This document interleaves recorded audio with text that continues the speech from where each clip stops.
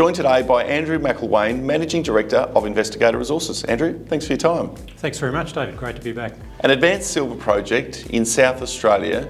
Talk to us about the economics and why is this project so compelling?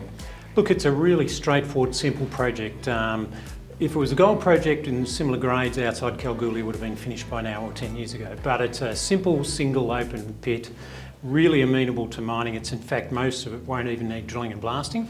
Recoveries of the silver are good, but it's great grade. It's the best grade, and in fact, it's the highest grade silver project in Australia. And well endowed by infrastructure. Yeah, look, we're not far off a main road. We'll have to construct our own road into it, but we're only 7 hours drive from Adelaide. And one of the opportunities, we've got a small amount of lead that we're looking at recovering in our DFS studies, and that would only have to be trucked down to Port Pirie, which is 300 kilometres away. As I said, it is an advanced project. Where to from here? What is the development pipeline? Sure, so we're in the sort of lull of what people refer to as the Lassonde curve. It's in between sort of discovery and proving it up and construction.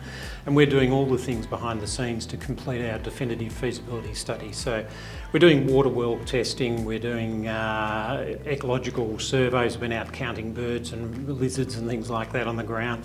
All those things, community relations, are all happening, and we expect to have the definitive feasibility study completed in March. And that'll include some reworked metallurgy on about how do we get some of the lead that's in the resource out as well. And you have turned your attention to tungsten in the Northern Territory. What was the appeal and why is this deal so compelling? Yeah, look, a little bit curious. One of the things for us with silver, the Paris Silver Project, at the end of the DFS, we'll submit our application for a mine lease in South Australia with the regulators, and that can take up to 18 months before we can start construction. So we're going to have this hiatus, and I was always keen to fill that with something. A little bit of my background is I ran a tungsten project in Spain for a few years. So it's a quirky material. Even the offtake agreements are probably where the value's to be added. I knew of Molly Hill, which is in Northern Territory, about 230 kilometres from Alice Springs, when I was in fact dealing with tungsten in Spain. Simple, it had had a definitive feasibility study done on it. We need to revalidate that.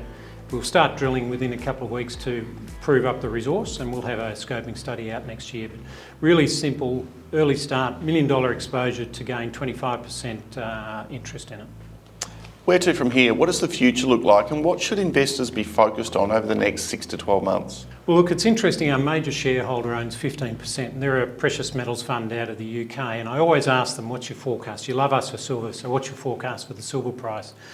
And look, they say, look, you won't believe us when we tell you we think it's going to go to $100. But what's happening at the moment is the gold-silver ratios are converging as they did back in 2010, and silver went up 400% in a year. And they say the same trend's happening. Silver's going to have its day in the sun very shortly, and we'll be there to pick that up because our share price just moves in lockstep with the silver price. Exciting times ahead for the company. A company to watch. Andrew, thanks for your time. David, thank you very much. Always a pleasure.